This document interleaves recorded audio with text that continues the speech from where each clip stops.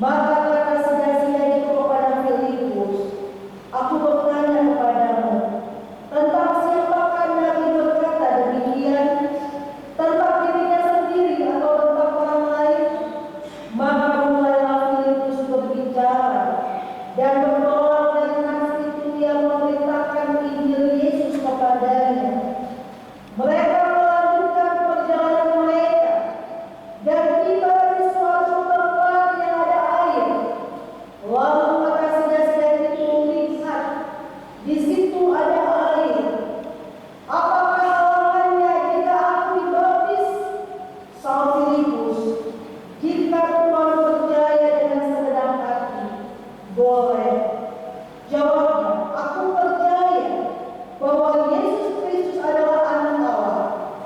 Lalu orang Etiopia itu menyuruh menghentikan kereta itu, dan keduanya turun ke dalam air, baik Filipus maupun sia-sia itu, dan Filipus membaptis dia.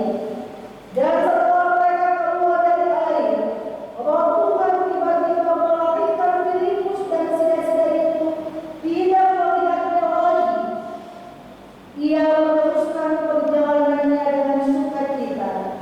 Tetapi ternyata Filipus ada di Asdod.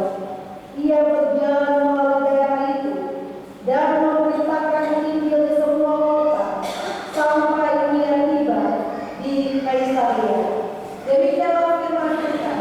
Karena Tuhan Yesus berbahagialah kita yang memiliki telinga untuk mendengar dan mau melakukannya dalam setiap langkah kehidupan kita dari hari lepasan.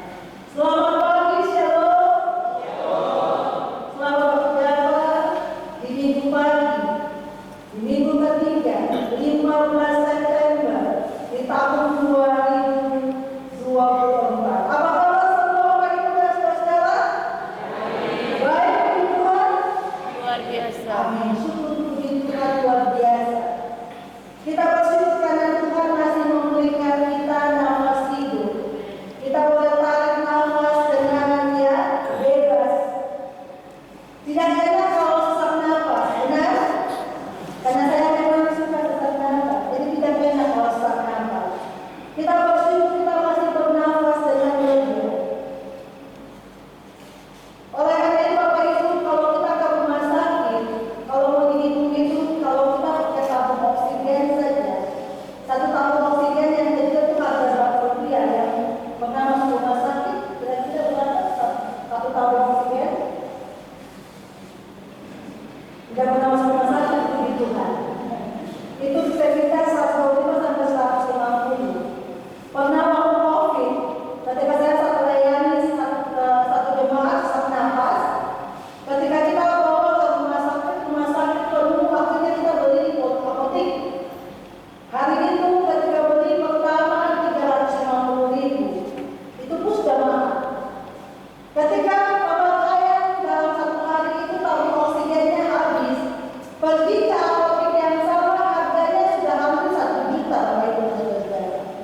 Coba bayangkan saja, kalau Tuhan suruh kita bayar satu tarikan nafas, kalau tambah angin di motor aja berapa rupiah? 2000. Motor tambah angin berapa rupiah? Yang punya motor, saya nggak punya motor. 2000. 2.000, ya. Kalau mobil berapa rupiah? 5.000, ya. Baru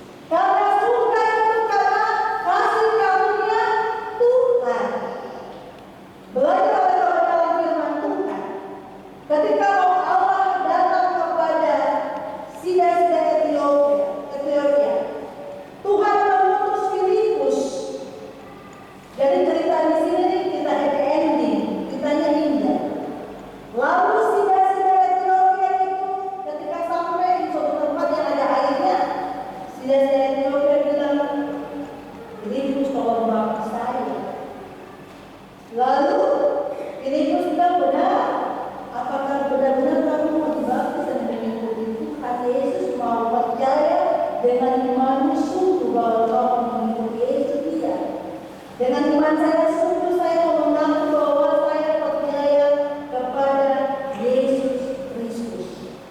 Bapak Ibu dan saudara-saudara, jadi ketika kita mau masuk surga, bukan karena kehebatan kita, bukan karena pelayanan kita, bukan karena segala prestasi kita, tetapi semua atas kasih dan kemurahan Tuhan Yesus. Karena kita punya iman percaya kepada Yesus. Kalau kita melayani kita tidak percaya sama saja. Mungkin di antara kita semua ada di gedung gereja ini, tapi itu semua ya aktivitas. Kita seperti sesederok ya baca firman Tuhan, tapi tidak mengerti apa yang Tuhan mau dalam kehidupan kita. Kadang juga kita diminta untuk orang lain bisa memberikan pertolongan untuk kita semua. Bapak Ibu dan saudara-saudara, ketika Tuhan mau memakai seseorang, tidak sembarang Tuhan pakai. Ketika Tuhan mau memakai seseorang, ketika itu dia jahat sekalipun, orang jahat itu bisa berubah. Ingat Saulus? Siapa Saulus? Secara manusia, secara dunia, dia itu adalah orang yang berdosa. Tetapi ketika Roh Kudus mau memakai dia, ketika Tuhan mau supaya dia bertobat, segala sesuatu yang tidak mungkin bagi manusia, mungkin bagi Allah. Mungkin bagi pandangan orang dia orang jahat, orang kotor, ya, tidak berkenan kepada Allah. Tapi ketika Tuhan mau memakai seseorang, Tuhan tidak akan nyakitin. Oleh karena itu seringkali saya Bapak Ibu dan saudara-saudara mendoktrin orang lain bahwa ini dia paparas dia kenapa dia tiba-tiba jadi majelis, ya dia itu adalah orang begini itu dan segala macam. Bukan hak kita untuk mendoktrin dia adalah orang berdosa atau tidak. Karena segala kehidupan yang ada milik Tuhan itu semua anugerah yang Tuhan berikan dalam kehidupan kita. Oleh karena itu kadang kita bilang bahwa kita orang Kristen, tapi kita juga tidak memahami apa arti kekristenan sesungguhnya. Kita sudah tahu, kita sudah baca dari kitab Kejadian sampai kitab Wahyu, tapi kita tidak tahu apa yang Tuhan mau dalam kehidupan kita. Kadang kita melakukan ibadah, ya ada satu ketika begini ada KKR yang dihadiri oleh banyak orang, tetapi kadang kita lihat ada orang yang bisa Tuhan ubah, yang mungkin ketika dia tidak bisa berjalan tiba-tiba berjalan. Kadang hati kita itu pasti sudah di apa? Sudah direkayasa, pasti ada yang dibuat-buat. Tidak. Ketika Roh Kudus mau menyadarkan orang, ketika Roh Kudus mau menyembuhkan orang, ketika Roh Kudus mau memakai seseorang, Tuhan akan menjamah orang itu. Tinggal kita mau membuka hati kita seperti saudara-saudara Ethiopia atau tidak. Tinggal bagaimana kita mau percaya atau tidak. Kita kenal atau kita tidak percaya sama saja. Seperti itu. Ibarat pelayanan, misalkan kita mau dilayani oleh orang lain, tapi kita tahu dia ini adalah pelayannya. Tapi kalau kita masih curiga kepadanya, kita tidak percaya kepadanya, bagaimana pelayanan itu bisa berlangsung dengan baik? Pasti kita akan setengah-setengah saja, ya, masih rasa ada yang tidak beres dalam hati kita. Tetapi berbeda dengan saudara-saudara Ethiopia. Ketika dia mendengar, dia percaya, bahkan dia minta dibaptis oleh Tuhan. Itu ajaran Tuhan yang mengubah hati seseorang. Bapak Ibu dan saya, mungkin saat ini kita masih keraskan hati walaupun kita ini anak-anak Tuhan. Bagaimana Tuhan mau mengubah kita kalau kita masih keraskan hati? Kalau hari ini kita masih hidup di jalan yang salah, bagaimana